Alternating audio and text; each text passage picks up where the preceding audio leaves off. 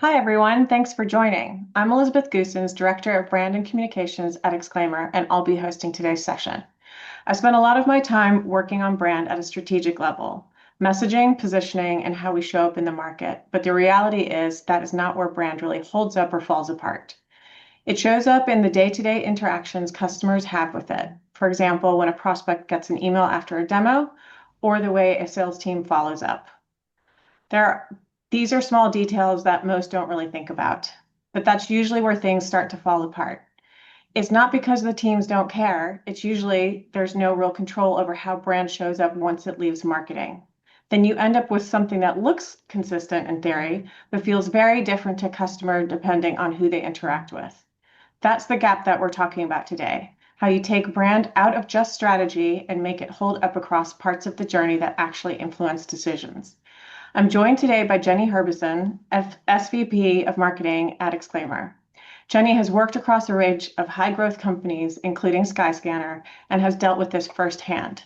Not just building brand, but fixing it when it starts to break across teams and touch points. Jenny, great to have you here. Thank you so much. I'm excited about this conversation, Elizabeth. Jenny, you worked across different companies and stages of growth. There's more pressure on brand now, but I think many teams still treat it as something that sits alongside performance, not something that directly impacts it. From your experience, when does brand start affecting growth in a measurable way? Okay, we're getting straight to it on the hard questions. I think it starts a lot earlier than most teams expect. I think brand doesn't just become a problem when the pipeline drops. It shows up when people are forming opinions before they engage. So by the time you see it actually track through in revenue, it's been happening for a while. So that's your kind of what I would say is your lagging indicator. Your leading indicators need to be something different. And I think most teams probably overestimate how consistent they are because on paper you've got that positioning document, everything looks super clear, but in reality it starts to shift. Organizations are large, they're complex, and depending on the channel of the person, they can go out with a slightly different message. We've all paid Chinese whispers. We know how this goes and how things get diluted down as well. So customers, you've got to remember. Customers haven't seen your positioning doc. They haven't seen your brand strategy. They haven't seen any of this. So they just come in and they engage. They see multiple versions if that is how it's showing up in every interaction that they have. And I think then for me, that inconsistency it starts to, I think one of more of the leading indicators for this is more when it creates friction in that buying process. So when those customers are just trying to piece together what you actually do, what do you stand for? They're validating that across many sources, even more so now when we've got LLMs in the mix as well. So your messaging and your interactions feel different to them. That's going to be disorientating, and that is going to be a massive signal on your brand. So that means their confidence might start to drop in you as a company and in your brand. And that's what has that direct impact on growth. Sorry. It takes longer to build trust. When you're sending those customers mixed messages, you've got to do more. The sales team's got to work harder. Those deals take longer to move forward. More stakeholders need convincing because they're seeing mixed messages from you. And then the conversion drops, even when the interest is there and they want what you're selling. So I would say kind of brand erosion doesn't show up as a clear signal. It shows up as slower decisions, lower confidence, and I think you've got to build those in as your kind of leading indicators on that for me. And that's probably the challenge because most teams are looking at performance metrics, not confidence or consistency. So if you're a marketing leader, what should you actually be paying attention to? I think you start to understand that journey quite well. I think that's really important is to understand that journey your customer's on. And then you've got to look at where those deals are starting to slow down. So not just where there's a dramatic drop, it's just at those conversion points where that starts to get a little bit slower. So things that I'm looking at is time for, like from the moment a customer hears about us right into that close one. So it's that length of time in that sales cycle. And if that's starting to come longer and longer, there's something there. And it's not always brand, but there could be an element of that in there. More time spent in that validation part of that funnel as well, in that consideration part. That to me is an indicator that you're doing that.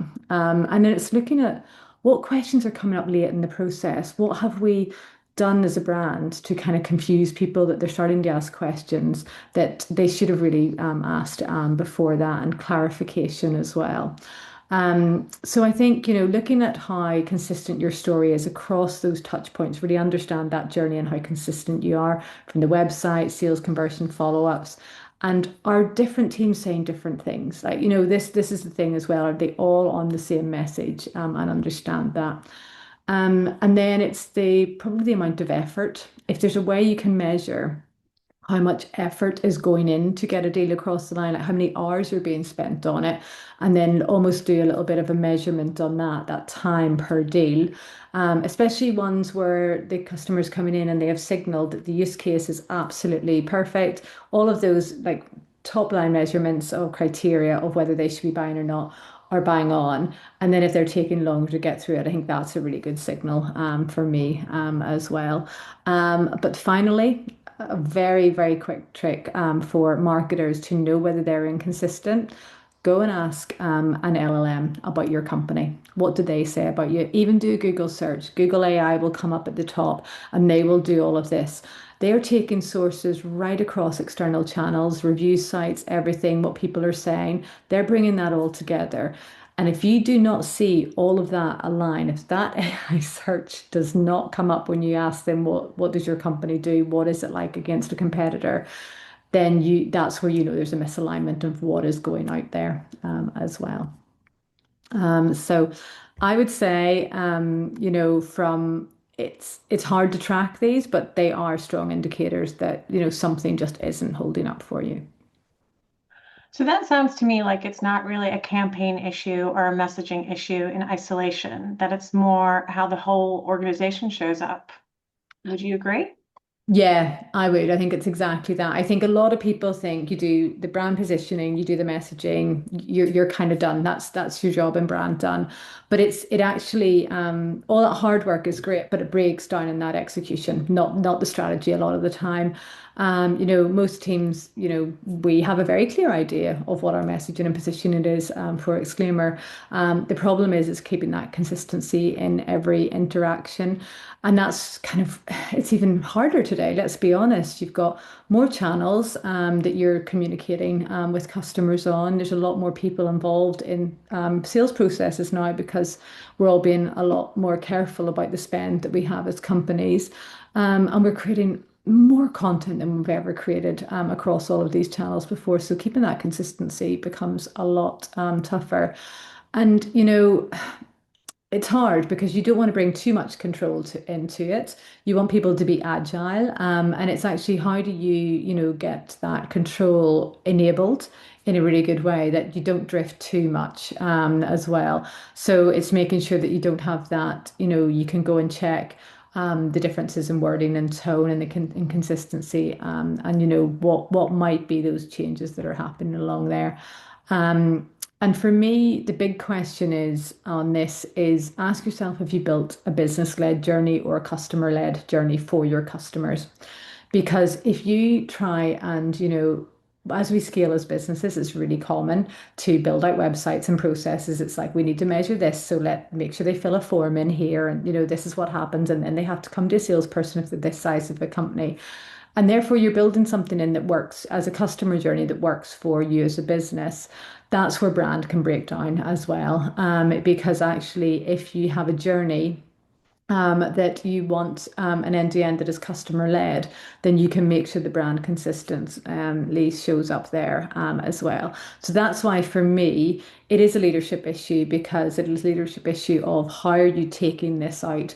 How are you taking it out right along the customer journey that you should know deeply as well? So it's not something you can just fix with a campaign or message, better messages. It's how we operate as a go-to-market organization and a whole organization. Okay. I wanted to just stay on that point that you just mentioned around leadership because I think it's where there's often a disconnect. Brand often sits with a team or a specific role, but in reality, what customers experience is shaped by the whole business. When did that change for you? When did you realize that brand couldn't just sit with one team anymore? Yeah, yeah, I've had that in companies where it was great. It's always someone else's problem. They're the brand. That's the brand team. That's what they do.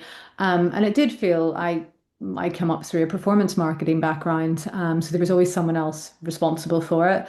As long as they were on it and they had a brand plan, then it didn't feel like a risk. And I was never directly accountable for it at that stage. Um, but if I think back to when I worked at Skyscanner, that model massively worked for us. The brand was strong and well understood. Probably because for a majority of our time, we were very, especially in the early days, we were very customer led. We were very, very product first as a company. And therefore, the product was built in a way that it was just loved by customers. It's a consumer product. So you build very, very clearly out to the customer, and that's the engagement that you're looking for. So because we were so focused on every interaction being the best interaction for customers from a product point of view, that meant the brand showed up for the customers and the care that we had for their interaction in that product. Because when you have millions of people coming through a product, then the interactions have to be really, really good for them. So in that business model, therefore, it was like the company, we were all responsible for brand because we were all really responsible for those interactions. I think, we were all answering in the earliest days customer service emails because it was important we knew how customers felt about our product and our company as well. And that becomes a great experience. And that is what we realized actually afterwards was like when you build a really good product, you build a really good brand. So we probably didn't have a larger brand team there because, for us, we were all that. So as a marketing leader at Skyscanner, I was definitely more in that performance marketing side, that growth side of things, because we all owned it. Coming into Exclaimer was really interesting because I think going from from consumer at Skyscanner into a role after that, which was more B2B, and even coming into Exclaimer, you realize actually it was easy for us to create a brand when you're in consumer because you're using the product daily. We're in it, we are living it, so we could do that. When you come into B2B, you're not. There's a lot of B2B products that, we can't use because it's, maybe not our persona. It's not a system that we can use day to day. It's maybe one of the teams in the company can use it, but not the whole team. So that was the difference that I started to notice when I came into Exclaimer was that I had to work harder to get understanding of that customer journey, of that brand and that positioning. So, there was that. And also, if you're not the persona, you've got to go and work really hard to understand that persona as well. So, for me to understand whether the positioning was landing or not, you've got to go and do things differently. I had to go and, come in and do a positioning exercise, speak to the different teams around the company, especially those that were customer facing, and understand how our customers were engaging. Were they getting mixed messages? Were they getting, inconsistency in brand? And was it resonating? Did what we were saying, did it actually really resonate? So I think that was the big difference for me. So I felt like coming into probably more B2B, you suddenly were having to lead brand in a very, very different way, because I needed to see those, the impact in the real situations, but I needed to put the effort in to be able to see those. So, sales conversations, starting with, so exactly what do you do? Making sure that we match up with that, with what we've said in ads earlier with the sales team as well. And I think it's those things that you can just see that we've got to be a lot more probably planned with how we take that out than we did in consumer. So I think that was the big, difference. I think, on your question of like when it wasn't one team, it was all of us as a go-to-market team, I think, at Exclaimer. And it wasn't just about, making sure we had the right messaging. We all really had to come together and making sure that we took this out consistently as well. So yeah, so it's not something I think you can really delegate into one team. It's got to really come out and be aligned across the organization because if you don't do that, I do think the customer feels that immediately. Okay.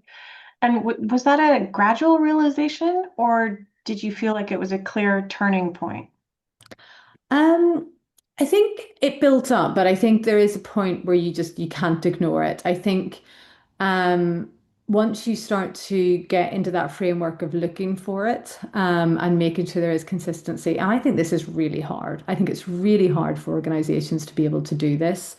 And I think it is very normal in any company that is growing for brands to start to erode. I think it is a perfectly normal thing. And I think you've probably just got to actually accept that that's going to happen. And I think as soon as you accept that there will be brand erosion and it is something that you actively have to constantly manage, I think that is where you really take that leadership on yourself to make sure that going, this is no one's fault. This is a system thing. We will grow. We will have more channels. We will be more fragmented, and that is absolutely okay. And then how do you now go and look and see where it shows up as inconsistency, maybe confusion with customers, and ultimately they start to lose confidence. So I think, for me, it was probably there was a turning point in my understanding of actually that's okay. It is okay to accept that you have brand erosion and doing it in that way. But you do have to put a framework in place because by the time it shows up in revenue, it's established and the fix for that is harder.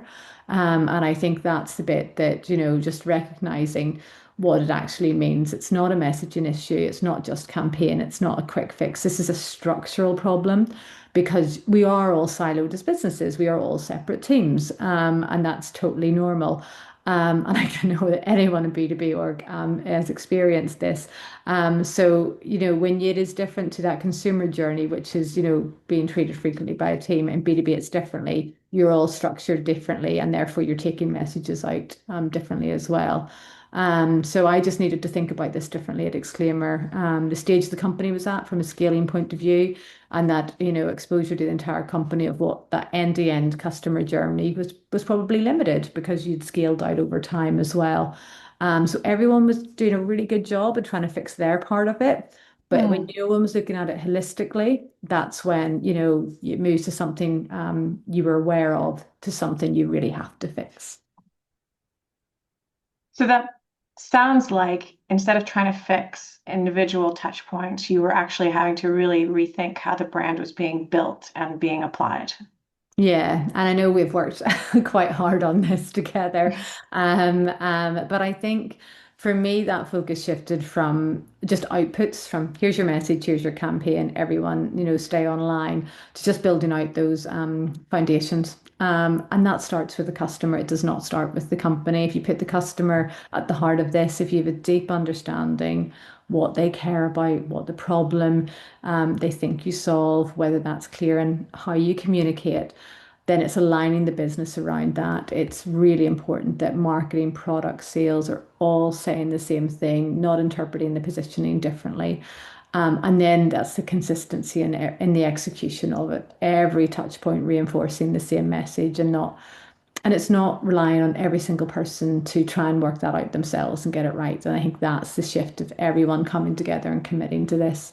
And then when you build that into the organization operationally, it's not something that you manage and it's not a top down. I think it's something that everybody owns. And I think that's a bit of a shift. So you've gotten to a point where you realize that this isn't a messaging issue, it's something much deeper than that. But this, in my experience, is where most teams get stuck. They've done the work, they've done the positioning, messaging has been agreed, and everyone signs off on it. And then Yeah. a few months later, it's already falling apart. So where do you think that that breaks? Absolutely. It's yeah, we've done our positioning work. We've probably brought a big agency in. We've done that rebrand. We've put it up on the SharePoint or the internal portal for everyone to read. You've done some training with the teams.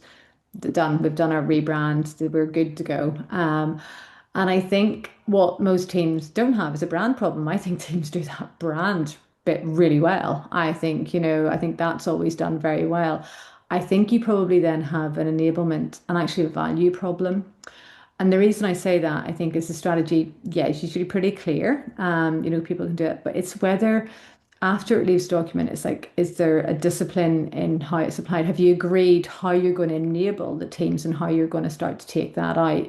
Um, and actually, have you actually, when you put it out, did you get the signal back from those taking it out to the customers, especially the sales team? Did they find value in that? Did they actually find this messaging is going to be really valuable? This messaging is going to help me because I know from talking to customers that this is going to resonate. And I think that's part when I say it's actually an enablement and a value problem.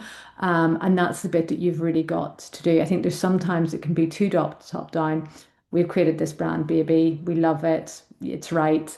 But actually getting that feedback and actually having those teams engaged when you're doing the strategy means that you create the right strategy and then, taking it out. And I think that's when I talk about the enablement piece is it's not even just taking them out. If you enable them, you have them in the strategy creation as well. And I think that's the bit for me. And then that means that, think about it because customers, they don't, as you say, before we talked about this, they don't see the strategy, they see the output. So when they see everything coming out differently and don't line up, then they'll start to question it. And that's why that enablement piece is very, very important for me. Because actually, if you get that consistency and the team understand why the consistency matters, and actually how it's going to slow things down for them. And I think that's really important as well. So I think for me, that's the gap. It's whether it really just holds up right across that journey and the teams are properly enabled, see the value from it, and want to take the brand out in the way that is right. Yeah, I think that's where a lot of teams underestimate the problem. They assume that once the strategy is defined, it's just automatically being applied consistently.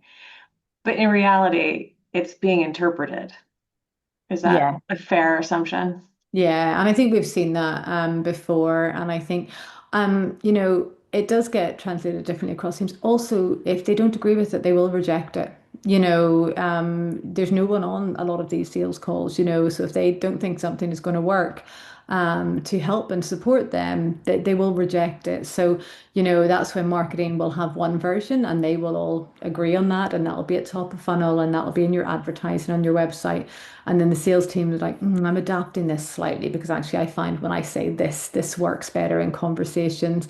And then customer success are in a different part of the journey and they have messaging that works slightly differently there. And then that's when you've got those multiple versions in the same company. And they're not dramatically different. They're all kind of technically laddering up, probably do a positioning document because that's one document.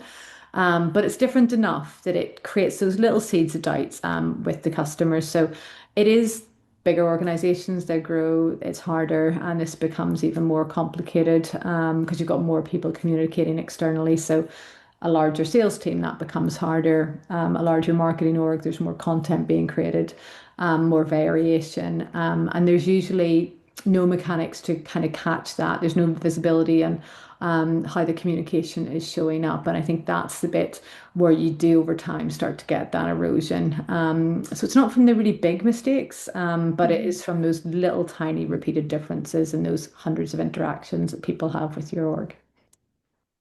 So even if the strategy is right, it's not enough on its own, is what we're saying. So then Yeah. you need to make sure that it actually shows up consistently in the real world. Like what's the best way to do that? So I think guidelines are great and they help, but they don't solve it on their own. I think, people will have those. I think it's the issue is the application at scale. It's how you start to take it out across those teams that we were just talking about. And I think then what you can do is you can actually start to build consistency into how the business operates. So it's not left to interpretation. So there's things you can do, like with AI especially, we have a software called Gong. And that allows at scale the marketing team to start to really understand, is this being taken out consistently? Are we seeing that? We can use things like the command to the message, frameworks and things like that. And that can help with that. So there's a lot you can do with enablement to start to take out this. Frameworks are great, but actually taking it deeper, taking into training and everything like that. So it just means that they get to also feedback, and there's little feedback loops in there. So that means that they understand that value of the messaging that is coming back from the customer.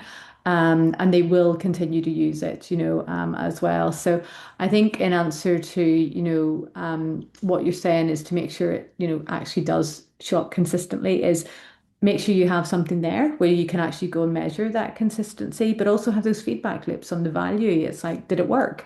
And that's our first question is like, did it work? Did it resonate? And there's little success wins you can have, and you can celebrate those, when you're taking new messaging out where a sales rep might use it and it works and they close the deal quicker. And you can start to show those as well, enable those across the business. So I think that's the bit, think about it as enablement rather than control of how your brand is experienced as well. But once you realized that this wasn't something that you could fix with messaging alone, you had to step back and rethink how everything fit together. And this is often where it gets most difficult because you're not just changing the brand, but how marketing and product and sales are all working together.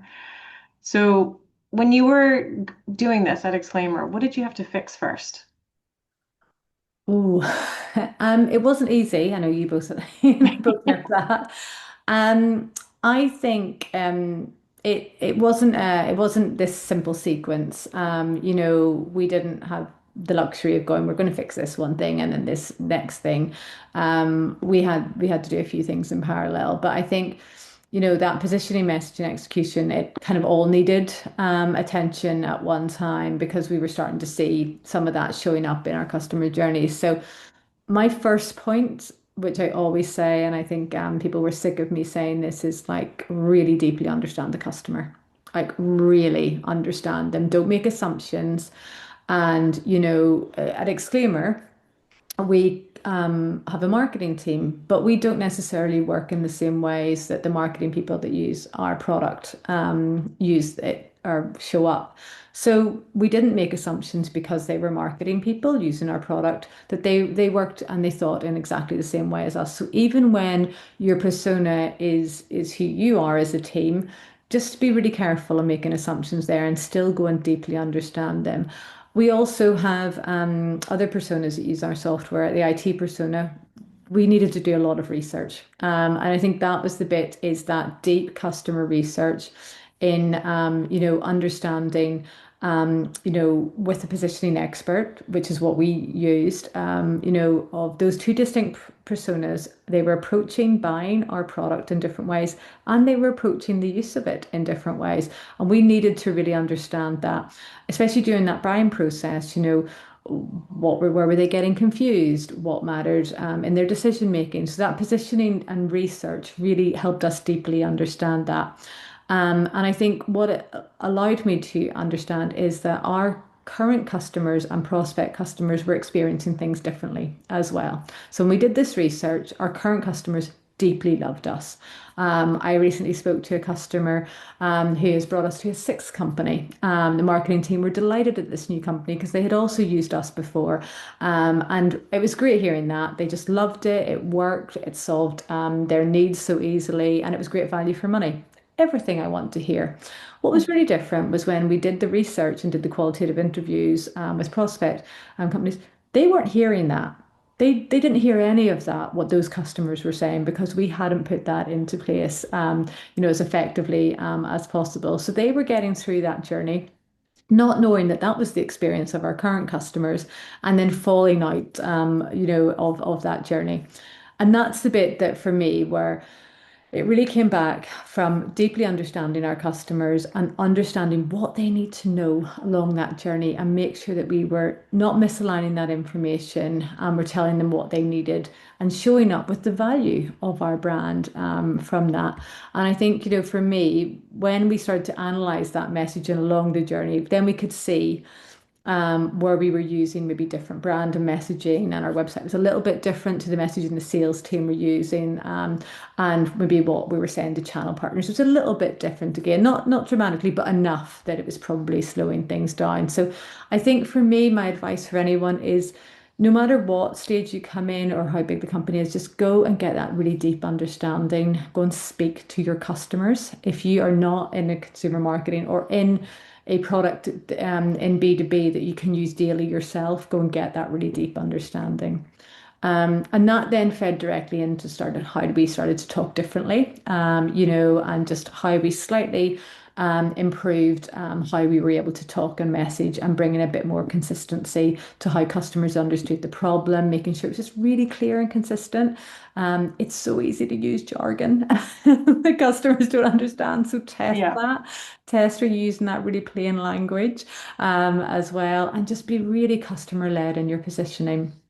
It is very, very easy to fall into the trap of when you're doing this work, you've got the data in, and then you get excited about, let's use this language, or we've got this slogan and it sounds so cool, and let's take that out. Be really customer led in your positioning, test it deeply, making sure that when you do use it out in the market, and your sales team are the best people to test it. If it's not resonating, then be ready to actually make changes to that as well. And just making sure that you're testing that you're communicating the value very, very clearly to those personas as well. And then align with all of those different organizations. We had the sales organizations and the product organization in this positioning project, this very first thing that we did to make sure that they were completely aligned with what we were building out in that positioning project, making sure that there was no gaps between like the promise that we were going to make in what we were saying and the reality of what the product team especially were building. So those experiences had to match that positioning as well. And I think if you can do that at the start, do that research and that positioning together really well, I think then you set yourself up for success. So it's not really a clean handoff between brand and execution. It's actually all happening all at the same time. Yeah, I think it's then you do this, you're confident that it's customer led and what you're taking out. And then I think your next challenge is making sure does that actually show up in the market? So it's not just in the campaigns, but it's in that everyday communication. And I think, did this before, I think that's where it can break down. How do you look at those sales emails drifting from the core message or follow-ups or inconsistent explanations, across the value across all of those different teams. So then one thing that we had to do was focus on how the brand got applied, not just the definition and the building of it, and then being able to measure what the customers see in those real interactions. And I think that was then that consistency measurement across touch points and making sure then it didn't start to break down. And that was the bit that I think required the real change. I think you and I kind of had to think differently then about how marketing operated. That really close alignment with the sales and customer teams. So having them, as I said before, like in the position exercise, and then having them in the decision of how we were going to enable going out with this. So in that position and exercise, we had product marketing, we had the sales enablement team there, so that then they were aligning command of the message, which is the framework that we use for the sales team to be able to explain all of that. So that means we were deeply testing with them and taking that out and enabling it in that way. Product marketing were then enabled that all in future launches coming out were just already done with that positioning because we'd future proofed it with all of the launches that they were bringing out. We're like, does this messaging work when we're bringing out these new launches as well? So then, product marketing, they were absolutely enabled to ensure all launches were on brand because they had been at the start of this positioning project. So they were making sure we were future proofing all of the messaging to make sure that it would work for the long term. So they were enabled to come straight out with the messaging in that. The digital team and outbound teams were able to ensure the same messaging is being used at top of funnel because we have messaging frameworks that they can just for the personas at a really granular level to make sure that they can go and pick and test and have those feedback loops coming in. And that meant that those frameworks mean that there was more visibility actually into what was being said. And then when we put those feedback loops in, that allows us to see the real testing of that to see actually is it resonating? Do we need to shift anything? And I think that's where you just have to make sure that your brand is organic enough to shift and change as well. So I think all in all, what you're probably hearing from me is actually we had a real shared ownership of this. This was not just one team top down. We've given you this, now go make sure that this is implemented. We all did this together, and therefore we took it out together as well. I think that was probably the shift that I don't know how you felt, but how I felt in this. No, definitely. So then the big question is, how do we make sure that it doesn't drift again in the next 6 months? Ah, the million-dollar question. I think that's where the structure comes in, and I do think that it's not just about the guidelines there, but it's actually just how those teams work day to day, how the messaging is used, and things like that. So I think I started to talk a little bit there about just making sure you have those feedback loops coming into the process. So what I meant by that was that the sales team are hearing feedback into the messaging positioning live because they are hearing it from customers. If someone resonates or asks them what do they mean about something that they say in their messaging, that they can come straight back and then come back into the framework and say, this didn't work or that didn't work. And we actively go out and check that. It's not that has to come into them. We actually go out, we can look through Gong, we can understand, we ask them to ask certain questions, and then we go search for those questions and see when they're looking for that. So our product marketing person has certain phrases that he can go into Gong and search for and then see the responses for customers so we can see how they are resonating to things. So that's a great feedback loop that is coming back in that allows us to be able to go in like we would never have been able to before to just go and test and make sure that that is working. And then we refine it, as I say. Don't be so structured in your brand that you aren't ready to change it as well.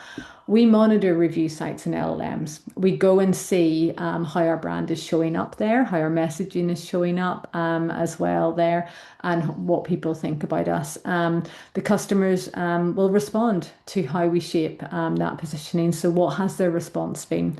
Are they coming through those sales cycles quicker? Or do they understand the value really clearly and everything there? Because if those deals slows down, then we know we've still not fixed this. And you do need to just don't treat branding as a one-off project. It's something that's ongoing. So Mm. for me, that's really important. Things change, the business grows, the market changes, there's new channels, there's new teams, there's different ways of communicating. So you've got to continually make sure that you've got different ways to take this out, different feedback loops coming in across all of those as well, or it will drift again. And I think you can also put in maybe touch points like every few months, do a real sense check on it and actually do a report and see what is working and what's not working. But I do think it still comes down to that shared ownership. If marketing owns brand in isolation, it's going to drift. Every team needs to communicate and actually see the value from it. I know that if something is working for one of our channel managers at an event or one of our sales managers on a call, they're not going to drift from messaging that is actually helping them convert. So that's when you know it's not going to drift, when they really know that that messaging is working and as well. And then we have a brand leadership team with representatives from across the different teams as well, just to keep those checks and measures in place and ask those questions of is it still resonating? Is it still working? The last thing that we did, which I think is really helpful and a bit of a game changer for us, is we have one person that owns our customer journeys now. And their core goal is to ensure that they're customer led with really clear, consistent messaging and understanding those conversion points along that. So the shift is really from building the brand to maintaining it through how the organization operates. Is that a fair Yeah, assessment? yeah, I think that is really fair because I think actually we did then go make some operational changes to this to make sure that we were able to do that. So it's not something you just can go and revisit occasionally. As I say, you don't just put a brand strategy out and then go, right, okay, that'll be it. Let's go check on it. We had to make some real structural changes, operational changes to make sure that the enablement was there, but we could also have feedback loops and understand the consistency and measure that really effectively. And there was different ownership that came with that, and it was not just with one person as well. And I think that's when you know it's working then you got to see how the customers respond. We have less confusion, we have fewer repeated questions, and we have faster, more confident decisions. And you even to the point where moving into a self-serve model, people can, your brand is really showing up when people can completely self-serve and buy with confidence. And I think that's when brand really starts to drive growth, not because of what you say, but because of how it's consistently showing up to the customer. So it does feel like the environment or landscape is changing a lot at the moment. And brand used to be something that was shaped by what marketing put out. So campaigns, website, core messaging, everything. But now it seems like it's being shaped by everything else around it. When you look at how companies communicate today, what do you think has changed? Um, I don't think brand. What am I thinking? I don't think brand is shaped in a really controlled environment anymore. I think that's probably, might be showing my age now, but I think that's where it was before. It was maybe a brand agency, and they still absolutely have their place. So it might have been someone was the brand person in the organization. And I think they still have their place, but I think instead of owning and controlling the brand, I think they should think of themselves as enablers. And it's not just, like having a tick box of kind of your brand strategy, your campaigns, and everything owned by marketing and sent across the wall, to the other teams to send out. I think it's actually doing it all together and shaping it together and making sure people are in that. And I think that's because there's been a big shift in how we communicate. So you can't control it like we used to with more channels, with more people creating content. We're all working in environments now where we are enabling people. It is not a top down, here is everything that is coming out from the business. So when you're more in an enablement model with AI, then everyone is going to start to own communication, and therefore a top-down brand model is not going to work. And AI has massively accelerated that. More content being produced faster, more variation in tone and messaging. And there's just a lot less consistency then that there's with that. So you do need to have clear guardrails and enablement because of that. And I think that's where it's going to become harder. You're going to have even more erosion of brand. There's even more risk because of all of that happening. So I think it's not teams are doing the wrong thing. It's very much the environment, as you say, has completely shifted. And I think then you've got to reimagine, right, how do you move into an enablement and value framework instead, and do that. So the key is not to think just because you came up with the great positioning and messaging that it will be successful. You don't really get to judge that. Your customers do, let's be honest. And they, in this current environment, they will tell you very clearly, very loudly, if your brand is not resonating. And now the LLMs will pick that up. And that is important for you to know how your brand is resonating in those different areas as well. So really, that's happening across the whole organization. It's not just a marketing thing. Yeah, I think it is. You've just got to think of it now that it's been shaped in every function from sales, customer success, partnerships, product.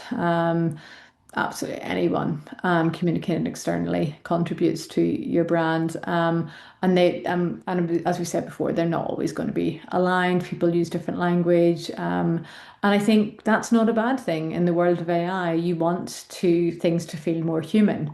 So you do want your brand to show up in a really, really human way, and that's going to be really important. So it's okay that there's slightly different interpretations of positioning, and it's not all exactly as the marketing team, positioning team want to take it out. But I do think you need to make sure that although there are slight variations, it is feeling those overall value messaging are consistent. And I think that's the problem if they feel the inconsistency there.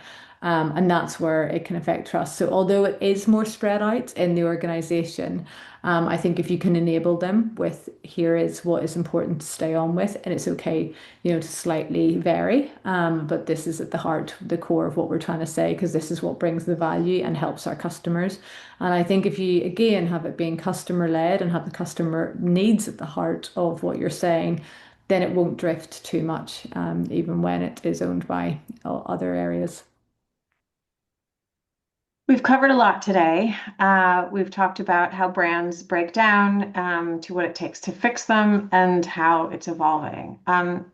So, kind of as part of wrapping things up, I'd love to ask you just for a few practical takeaways. If you're a marketing leader looking at this and thinking about your own organization, what should you focus on first? Oh, okay. I think you've got to understand now in the current environment, where does your brand show up? How are customers interacting with it? And what are all those touch points? And there will be many of them. And how consistent, like just do a bit of an audit. It's like how consistent is what you're trying to say across there? And then don't assume that then, if it's not consistent, is a strategy issue. It's not, it's going to be an execution and operational, as we talked about. And then I think, go do that hard work to understand your customer. Be customer led in what you're doing, but don't do that just in marketing. Make sure you're doing that with product and sales team and everyone who's taking that brand out. Make sure that it is not done separately. Everyone is doing this together. Because if you are building the solution together and taking it out together, then that will make it a lot more consistent. And then I think really treat that consistency as a growth lever. Make sure you understand those conversion points along that customer journey, that you will see brand erosion, and make sure that you are understanding where you can tighten that up. And I think then just putting that operational structure in place and that enablement and those feedback loops, I think are really important, because then if you build for that scaling of it and that kind of long-term living of your brand and those feedback loops, then you're planning for, okay, how are we going to continually make sure this is consistent? And I think I think it's just my last thing is just make, as you say, make it that shared responsibility. Don't let it be top down. Let it be something that everybody owns. And yeah, I think those would be my key takeaways. Well, I definitely think that that last point is very key. This isn't something that we can solve with a single project or initiative. It's about how the entire organization operates and how consistently we show up across every single interaction that we have. Um, well, I think that's everything that we wanted to cover off today and all that we have time for. Jenny, thank you so much for talking through all of this. It's been really useful to hear how this plays out in practice, not just in theory. And thank you to everyone who has joined us today. We'll be sharing a recording of this session along with some additional resources, so keep an eye on your inbox. If this topic resonates and you're thinking about how to bring more consistency and control to your organization's communication, that's exactly the space that we work in at Exclaimer. We help organizations manage how they present themselves across everyday communication, so every interaction reflects the brand clearly and consistently without adding extra work for teams. If you'd like to learn more, you can explore that after this session. And thanks again for your time. We'll see you on the next webinar. Thank you.